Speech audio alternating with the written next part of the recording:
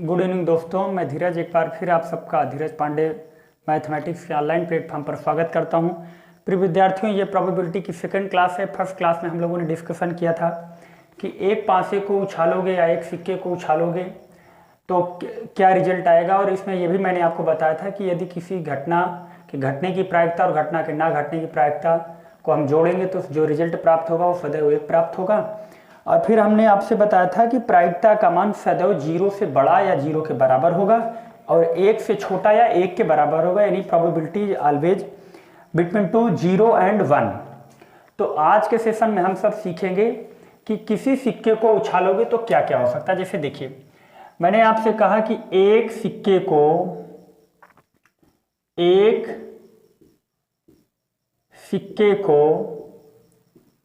एक बार उछालने से क्या प्राप्त होगा। अब देखिए, ये बुक में ऐसा लिखा रहेगा कि यदि एक सिक्के को यादृच्छा उछाला जाए तो कुल प्रतिदर समष्टि बताइए। प्रतिदर समष्टि को हम सब बोलते हैं सैंपल स्पेस। तो देखिए, एक सिक्के में जो होते हैं 2 फलक। इन फलकों के नाम हेड या टेल होते हैं।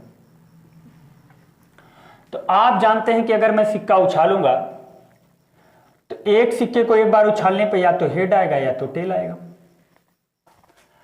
अगर मैं बोल दूं कि एक सिक्के को 2 बार उछाला गया तो आप कहेंगे या तो हेड आएगा या तो हेड टेल आएगा या तो टेल हेड आएगा या तो टेल टेल आएगा। यानी एक सिक्के को 2 बार उछालने पे जो मुझे नंबर ऑफ सैंपल स्पेस प्राप्त हो जाएगा वो होगा 4, लेकिन सैंपल स्पेस जो प्राप्त होगा वो हेड हेड या हेड टेल या टेल हेड या टेल टेल।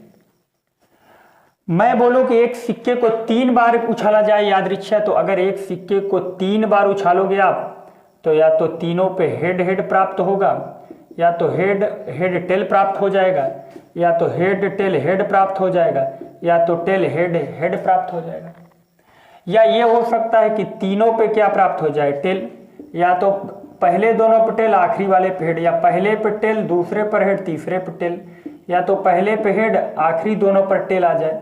इसके अलावा कुछ नहीं हो सकता 3 सिक्कों को यादृच्छा उछालने पर।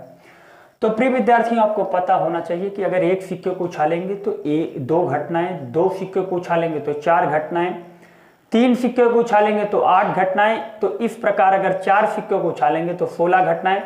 तो एक कॉन्सेप्ट यहां से क्लियर हो गया कि अगर सिक्के को हम उछालें तो घटना बनाने का एक आसान तरीका हो गया कि सीधे आप लिख लीजिए 2 की पावर n, और n क्या है, उछालों की संख्या।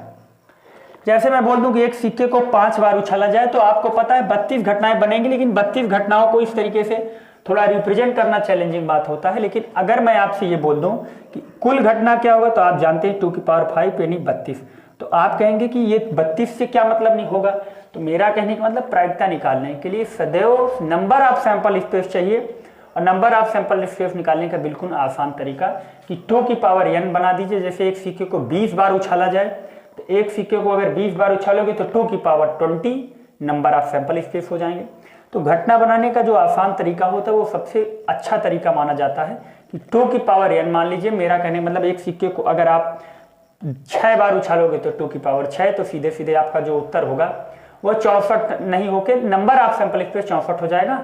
और उन 64 इवेंट्स जो अलग अलग है उसमें से कुछ इवेंट्स आप चूज करेंगे जो आपके क्वेश्चन में अप्लाई करने के लिए बोला है, उस चूज करके ऊपर रख देंगे, नंबर ऑफ सैंपल स्पेस नीचे, तो प्रोबेबिलिटी आपकी तुरंत वहां से फाइंड हो जाएगी।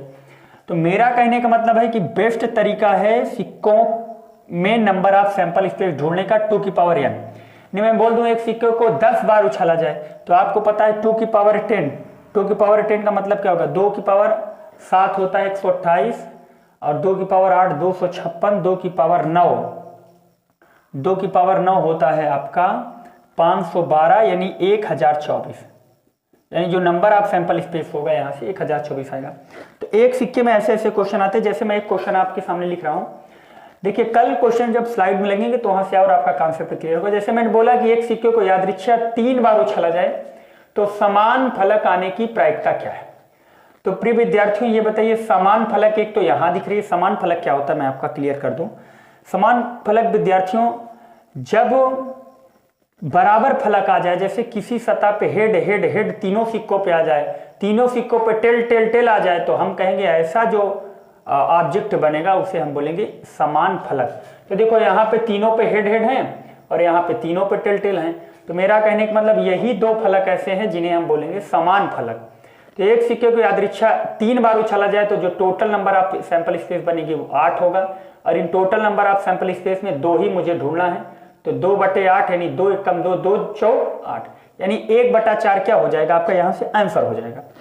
तो मेरा कहने का मतलब है कि अगर एक सिक्के को 3 बार उछालोगे तो मैं बोलूं कि किसी पर टेल ना आने की प्रायिकता क्या है, तो किसी पर टेल ना आने की प्रायिकता यानी तीनों पे हेड आ जाए, तो मेरा कहने का मतलब हो जाएगा यहां से 1/8।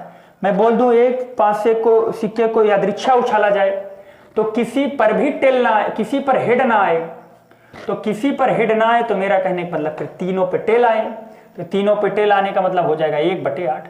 तो देखिए प्रायिकता के क्वेश्चन जो सिक्के के हैं ऐसे तो कराए नहीं जाएंगे, वो सब क्वेश्चन आपके लगेंगे, कल से उनकी प्रैक्टिस करवाएंगे, लेकिन मैं आशा करता हूं कि सिक्के से रिलेटेड आप क्वेश्चन को अच्छे तरीके से हैंडल कर लेंगे। कल के क्वेश्चन जब स्लाइड पे लगेंगे तो आपको अच्छे तरीके से समझ में आएंगे। अब आप सब लगाएंगे अगला कॉन्सेप्ट, पांसे पर आधारित प्रश्न। देखिए पांसे पे आधारित प्रश्न को जब हम सॉल्व करते हैं तो उनके लिए आपको अच्छे से घटना बनाना आना चाहिए। क्यों? क्योंकि पांसे के भीतर घटना की संख्या ज्यादा होती है। देखिए पासा क्या होता है, पासा आपने देखा होगा डाइस। डाइस एक ऐसी आकृति होती है जो क्यूब के शेप की होती है, जिसमें 6 फलक होते हैं, उन 6 फलक पे अंक लिखा होता है 1 2 3 4 5 और 6। तो 6 फलक होते हैं, इन फलकों पे अलग अलग नाम होते हैं। जैसे डाइस ऐसे होता है, ये पासा हम बना दे रहे हैं, ऐसे एक पासा होता है और इन पासों पे अंक रिप्रेजेंट होते हैं, ऐसे ऐसे एक पासा होता है और इस पे अंक लिखा होता है 1 2 3, इसके पीछे 4 5, कुछ भी आगे पीछे हो सकता है, पासा है। तो प्रायिकता के अंदर इस नहीं आता, लेकिन रीजनिंग के अंदर पासा मैं डिटेल में पढ़ूंगा। फलक प्रोबेबिलिटी के अंदर केवल इतना कॉन्सेप्ट आपको याद रखना है कि एक पासे पे जो फलक होते हैं 1 2 3 4 5 6, ये 6 अलग अलग फलक होते हैं। और इन फलकों का अगर मैं वर्गीकरण क्लासिफिकेशन करूंगा तो इनको 3 पार्ट में बांट दीजिए। जैसे इसमें 1 3 और 5, ये तीनों अंक होते हैं ऑड डिजिट होते हैं, यानी विषम अंक होते हैं। और इसमें से मैं 3 डिजिट को बांट दूं 2 4 और 6, तो आप इन्हें कहेंगे इवन डिजिट। और अगर मैं ऐसे बांट दूं 2 3 और 5, तो इन्हें हम बोलेंगे प्राइम डिजिट। Prime digit. तो मेरा कहने का मतलब है विद्यार्थियों, जैसे एक पासे को यादृच्छा अगर आप उछालोगे, एक पासे को यादृच्छा उछालोगे तो जो घटनाएं बनेंगी वो बनेंगी या तो 1 आएगा, या तो 2 आएगा, या तो 3 आएगा, या तो 4 आएगा, या तो 5 आएगा, या तो 6 आएगा। लेकिन अगर मैं बोलूं कि एक पासे को यादृच्छा उछाला जाए तो विषम अंक आने की प्रायिकता क्या है, तो आप जानते हैं कि विषम अंक पासे के भीतर 1 होता है, 3 होता है और 5 होता है। तो विषम अंक आने की प्रायिकता हो जाएगी, कितने विषम अंक होते हैं 1 2 3, यानी 3/6, यहां से प्रायिकता निकल के आ जाएगी 1/2। तो विषम अंक आने की प्रायिकता कितनी हो गई 1/2। अब मैं बोलूं कि एक पासे को यादृच्छा उछाला जाए तो सम अंक आने की प्रायिकता क्या है, तो विद्यार्थियों आप जानते हैं कि एक पासे के भीतर जो विषम अंक होते हैं वो 2 होते हैं, 4 होते हैं और 6 होते हैं। तो एक पासे के भीतर विषम अंकों की संख्या कितनी है, तो 3, और सम अंकों की संख्या कितनी है, तो 3।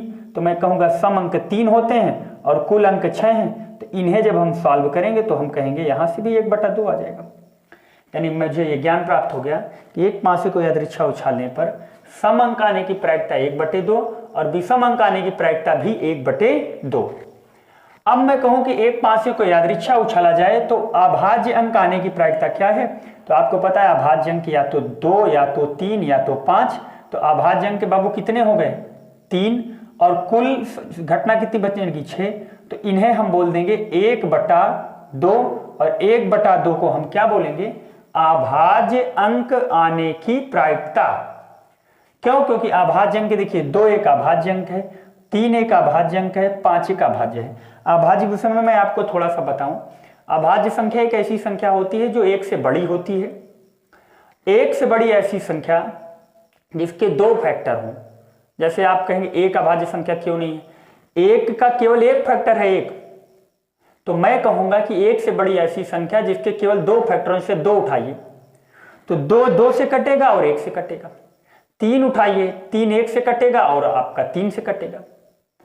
तो मेरा कहने का मतलब है कि दुनिया की सबसे छोटी अभाज्य संख्या जो होती है वो दो होती है, और दो ही एक ऐसी संख्या जो पूरी अभाज्य संख्या के अंदर इवन नंबर होता है। अब मैं बोलूं दुनिया की सबसे बड़ी भाज्य संख्या क्या है, तो देखो एक ना तो अभाज्य है ना तो भाज्य है, दो भाज्य है तीन भाज्य है, लेकिन तीन देखिए दो अभाज्य है तीन अभाज्य है, लेकिन चार दुनिया की सबसे छोटी भाज्य संख्या होती है। तो मेरा कहने का मतलब है कि ऐसे क्वेश्चन एक पासे के उछाल पे बनाए जाते हैं। जैसे मैं कह दूं कि एक पासा यादृच्छा उछाला जाए तो आप जानते हैं 1 2 3 4 5 6 ही अंक आएंगे। तो ऐसे भी क्वेश्चन बनते हैं कि एक पासे को यादृच्छा उछालने पे एक से बड़ा अंक आने की प्रायिकता क्या है, तो एक से बड़ा अंक देखो 2 है 3 है 4 है 5 है 6 है। तो मेरा कहने मतलब 1 2 3 4 5 5/6 हो जाएगी। अगला क्वेश्चन मैं बोल दूं कि एक पासे को यादृच्छा उछाला जाए तो 2 से विभाजित होने वाले अंक आने की प्रायिकता क्या है, तो 2 से विभाजित होने वाले अंक जो हो सकते हैं इसमें 2 हो सकता है 4 हो सकता है 6 हो सकता है। तो यहाँ से कितना हो जाएगा 3/6, और इसे जब आप सॉल्व करेंगे तो यहाँ से 1/2 निकल के आ जाएगा। मैं बोल दूं कि एक पासे को यादृच्छा उछाला जाए तो एक पूर्ण वर्ग अंक आने की प्रायिकता क्या है, तो पूर्ण वर्ग अंक क्या क्या हो सकता है, 1 हो सकता है और 4 हो सकता है। तो बाबू आप कहेंगे 2/6, और 2/6 का मतलब कितना होता है 1/3। तो यहाँ से 1/3 क्या है, अभाज्य अंक आने की प्रायिकता है। अगला क्वेश्चन मैं ऐसे बोल दूं कि एक पासे को यादृच्छा उछाला जाए तो 6 से छोटा अंक आने की प्रायिकता क्या है, तो 6 से छोटा 5 है 4 है 3 है 2 है 1 है। तो हम कहेंगे ऐसे 5 अंक हैं, कितने अंकों में 6, तो 5/6 प्रायिकता हो जाएगी। मैं बोला एक पासे को यादृच्छा उछाला जाए तो 1 से छोटा अंक आने की प्रायिकता क्या है, तो आप कहेंगे 0, क्योंकि किसी भी पासे के भीतर 1 से छोटा अंक होता भी नहीं। मैं कहूँ कि एक पासे को यादृच्छा उछाला जाए तो 6 से बड़ा अंक आने की प्रायिकता क्या है, तो आप कहेंगे 0। मैं बोला एक पासे को यादृच्छा उछाला जाए तो 7 से छोटा अंक आने की प्रायिकता क्या है, तो देखो 7 से छोटा 6 है 5 है 4 है 3 है 2 है 1 है। तो मैं कहूँगा ऐसे में 6/6 हो जाएगा, यहाँ से प्रायिकता 1 हो जाएगी।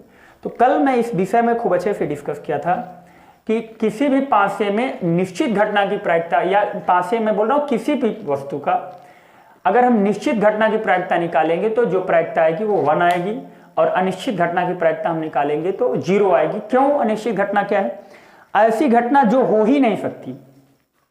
जैसे मैं कहूं कि एक व्यक्ति बिना सांस लिए जीवित है, इसकी क्या प्रायिकता है, तो 0। मैं बोल दूं कि एक बॉल को 5 मीटर ऊपर आपने फेंका तो नीचे ना आने की प्रायिकता क्या है, तो ये 0। क्यों, क्योंकि वो नीचे आएगी, 100% आएगी।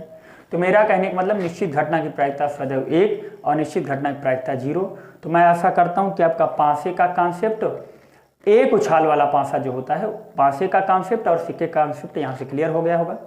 अब सिक्के के भीतर जैसे 2 की पावर n होता है वैसे पासे के भीतर होता है। जैसे मैं बोलूँ एक पासे को यादृच्छा उछालोगे तो जो घटना बनेगी वो बनेगी 6 घटनाएं, लेकिन 2 पासे को उछालने पर 36 घटना, जैसे 1 1 1 2 1 3 1 4 1 5 1 6, 1 के साथ 6 घटना, 2 के साथ 6 घटना, 3 के साथ 6 घटना, 4 के साथ 6 घटना, 5 के साथ 6 घटना, 6 के साथ 6 घटना, इस प्रकार 6 छंग 36 घटनाएं हो जाएंगी। लेकिन इसका शॉर्टकट तरीका है 6 की पावर n, यानी एक पासे को उछालोगे तो 6 घटनाएं, 2 पासे को उछालोगे तो 6 की पावर 2 यानी 36 घटनाएं, 3 को उछालोगे तो 6 की पावर 3 यानी 216 घटनाएं। अगर आप 4 पासे उछालोगे तो 6 की पावर 4। तो पासे के उछाल के लिए भी आसान तरीका है कि आधार 6 मान लो, और n क्या है, n उछाल की संख्या होती है, यानी किसी पासे को आपने कितनी बार उछाला। तो मैं आशा करता हूं कि आपका पासे और सिक्के के कॉन्सेप्ट क्लियर हो गए होंगे। कल का सेशन आप देखना मत भूलिएगा, क्योंकि कल मैं बहुत इंपॉर्टेंट क्लास लेके आ रहा हूं, जिसमें मैं सिक्के की उछाल के क्वेश्चन और पासे की उछाल के क्वेश्चन, जो बेसिक कॉन्सेप्चुअल क्वेश्चन है, उनकी प्रैक्टिस करवाऊंगा। नेक्स्ट डे क्लास जो होगी वो हम ताश पर आधारित रखेंगे। इसके बाद जो आएगी उसे मैं कॉम्बिनेशन परमुटेशन के थ्रू जो क्वेश्चन बनते हैं कलेक्शन वाले, उनको करवाएंगे। फिर इसके बाद जो खराब बॉल अच्छी बॉल वाले रंगीन गेंद वाले होते हैं उनको कराएंगे। फिर एक बार अच्छे तरीके से सभी टॉपिक की मैं प्रैक्टिस करवा दूंगा 5-6 क्लास में, आपका पूरा कॉन्सेप्ट क्लियर हो जाएगा। मैं आशा करता हूँ कि ये क्लास अच्छी लगी होगी। Okay, good night, bye bye.